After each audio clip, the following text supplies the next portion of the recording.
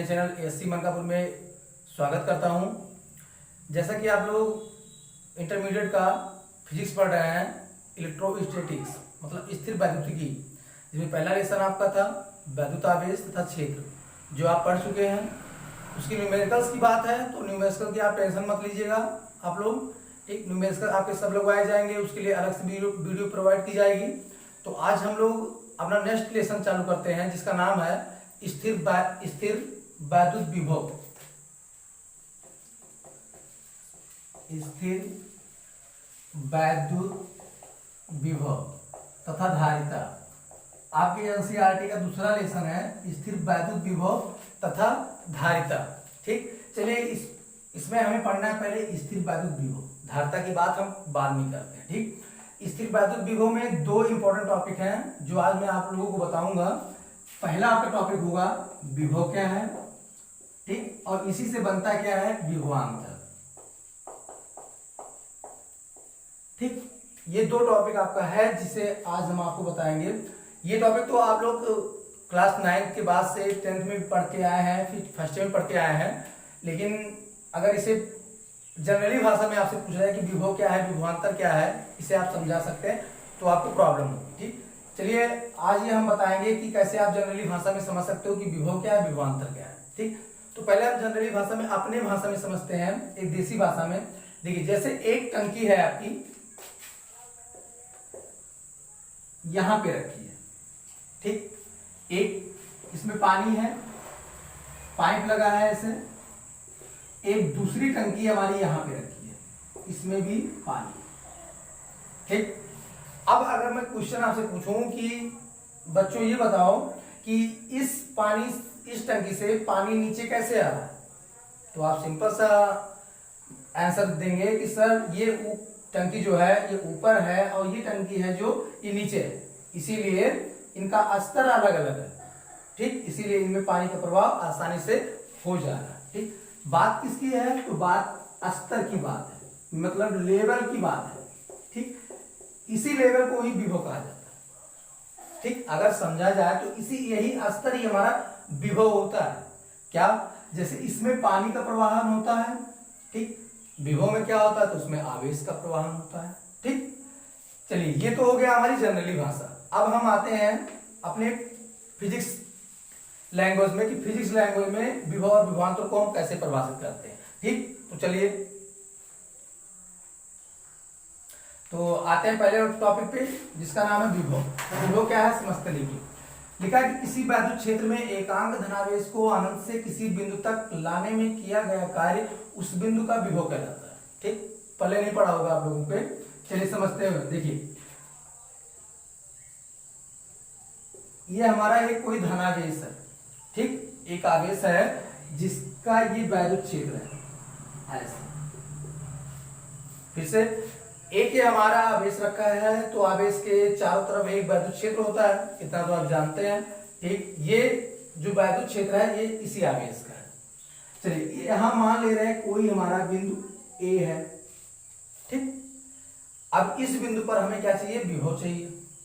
अगर इस बिंदु पर हमें विभव चाहिए तो हमें क्या करना होगा, एकांक धनावेश को अनंत से किसी बिंदु तक लाया जाएगा। मतलब इनफाइनाइट से हम कितना लाएंगे, तो 1 कूलाम आवेश प्लस का लेके आएंगे। ठीक, और जब अनंत से इस बिंदु तक 1 कूलाम आवेश को लाने में जो भी कार्य करना पड़ेगा, क्यों, क्योंकि देखिए ये प्लस है, ये धनावेश प्लस है, आपका जो आवेश है 1 कूलाम वो भी प्लस है, धनावेश है। जब दोनों धनावेश हैं तो ये आराम से आने तो देगा नहीं। ठीक, क्योंकि धनावेश में प्रतिकर्षण होता है, तो जब ये आराम से आने नहीं देगा अपने पास इस धनावेश को, तो इसके लिए इसको कुछ ना कुछ प्रेशर या फोर्स या कुछ ना कुछ कार्य करना पड़ेगा, और जो कार्य करना पड़ेगा वही हमारा क्या कहलाएगा, इस बिंदु पर विभव कहलाएगा। ठीक, चलिए देखिए समझते हैं इस तरह कि देखिए, अब 1 कूलाम आवेश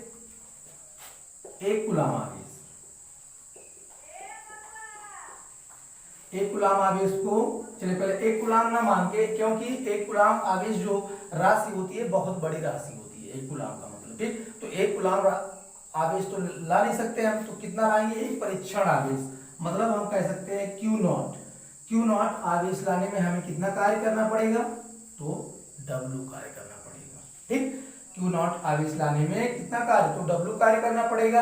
अब एक कूलाम आवेश लाने में कितना कार्य, तो W/Q नॉट कार्य करना पड़ेगा। और एक कूलाम आवेश लाने में जितना भी कार्य करना पड़ता है वो क्या कहलाता है, हमारा विभव कहलाता है। मतलब हम इसे B बराबर W/Q नॉट लिख सकते हैं। ठीक, अब किस बिंदु पर है विभव, तो ये A बिंदु पर है, तो मैं इसे BA भी लिख सकता हूँ। ठीक, अगर इसी की जगह B बिंदु है तो आपका BB बराबर W/Q नॉट। ठीक, ये आपका परिभाषा होता है किसका, तो विभव का। फिर से एक बार रिवाइज कर दे रहा हूं, आपका एक धनावेश है, इसके चारों ओर एक वैद्युत क्षेत्र है। ठीक, उस वैद्युत क्षेत्र में एक बिंदु हमारा ए है जिस पर हमें वैद्युत विभव निकालना है। ठीक, अगर हमें वैद्युत विभव निकालना है तो हम जानते हैं कि हमें अनंत से एक कूलाम आवेश इस बिंदु तक लेके जाना पड़ेगा। ठीक, अब अगर हम एक कूलाम आवेश की बात ना करके, ठीक, अगर हम क्यू नॉट मतलब परीक्षण आवेश की बात करें, ठीक, छोटे आवेश की बात करें, तो क्यू नॉट आवेश को ले जाने में कितना कार्य करना पड़ता है, तो चलिए हम मान लेते हैं कि W कार्य करना पड़ता है। अब W कार्य कितने में, तो क्यू नॉट आवेश को ले जाने में W कार्य, तो एक कूलाम आवेश में कितना कार्य, तो W/Q नॉट। अगर ये ना समझ में आया तो जैसे अगर 25 पेन आपका, इस तरह समझिए, 5 पेन आपका 25 रुपये में अगर मिलता है, ठीक, तो एक पेन कितने में मिलता है, तो एक पेन बराबर 25/5 मतलब 5 रुपये में मिलता है। यही आपका इस पे लगा है, इस तरह आप समझ सकते हैं। ठीक है, तो इसे नोट कर लीजिए विभव को, और समझ चुके होंगे तो नोट कर लीजिए इसको। चलते हैं अगले टॉपिक पे। ठीक, तो मिला क्या हमें, तो WA इक्वल है BA इक्वल है W/Q नॉट के। चलिए, ये हमें फार्मूला मिल चुका है कि विभव ए बिंदु पर विभव कितना होता है, तो जितना उस कार्य किया जाता है क्यू नॉट आवेश को ले जाने में उस इतना। ठीक, अब अगर इसके मात्रक की बात करें कि मात्रक क्या होगा इसका, तो सीधा सा W हो गया आपका क्या, तो किया गया कार्य, क्यू नॉट आपका परीक्षण आवेश। ठीक, अब कार्य की बात की जाए तो कार्य जूल में होता है, तो जानते हैं आप, आवेश तो कूलाम होता है इसका मात्रक। हम मिला क्या आपको, जूल प्रति कूलाम मिला आपको। ठीक, और इसे ही क्या कहते हैं, एक सीधा वोल्ट कहते हैं। ठीक, जूल प्रति कूलाम को ही हम वोल्ट कहते हैं। ठीक, अब आते हैं अपने नेक्स्ट टॉपिक पे जिसका नाम है विभवांतर। मतलब विभव तो आप समझ चुके होंगे, अगर विभव आपको समझ में आ गया तो विभवांतर आपको आसानी से समझ में आ जाएगा। ठीक, चलिए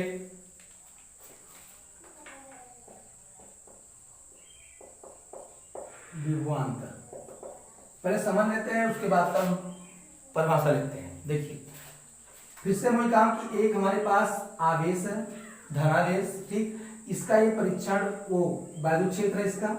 ठीक, एक हमारे पास आवेश है और इस आवेश के कारण हमारा वैद्युत क्षेत्र है। ठीक, यहाँ पे हमारे पास एक बिंदु ए है और एक दूसरा बिंदु बी है।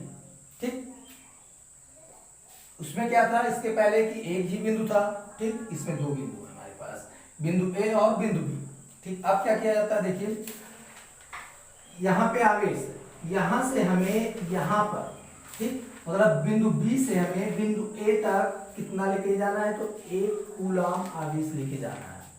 ठीक, बिंदु बी से ए तक हमें एक कूलाम आवेश लेके जाना है। तो फिर वही काम कि आपका ये धनावेश है, ये भी आपका धनावेश है, दोनों प्रतिकर्षण करेंगे। ये तो बोलेगा बेटा यार इधर मत आओ, ठीक, अगर आओगे तो मैं तुम्हें धक्का दूंगा, तो इसलिए वो अपने पास आराम से नहीं आने देगा। इसलिए बी को कुछ कार्य करना पड़ेगा इस आवेश को यहां तक लाने में। फिर से समझिए, आवेश है प्लस आवेश, ये भी प्लस, दोनों प्रतिकर्षण का गुण है, दोनों में प्रतिकर्षण होगा। अगर प्रतिकर्षण होगा तो ये आराम से आने नहीं देगा। तो और इसको एक आवेश को ए तक हमें पहुंचाना है हर हाल में, तो हम पहुंचाने के लिए क्या करते हैं, बी कुछ कार्य करेगा, एक कूलाम आवेश को ए तक पहुंचाने के लिए कुछ कार्य करेगा, और वही कार्य इन दोनों बिंदुओं के बीच क्या कहलाता है, विभवांतर कहलाता है। ठीक, लिखते हैं अगर भाषा में इसमें, तो लिखिए इसका, किसी वैद्युत क्षेत्र में, किसी वैद्युत क्षेत्र में स्थित किसी वैद्युत क्षेत्र में एक एकांक लिख लीजिए, एकांक धनावेश को एक बिंदु से दूसरे बिंदु तक ले जाने में जो कार्य करना पड़ता है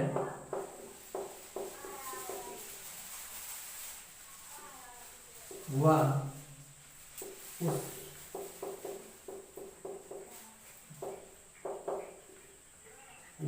उन बिंदुओं के मध्य विभवांतर कहलाता है।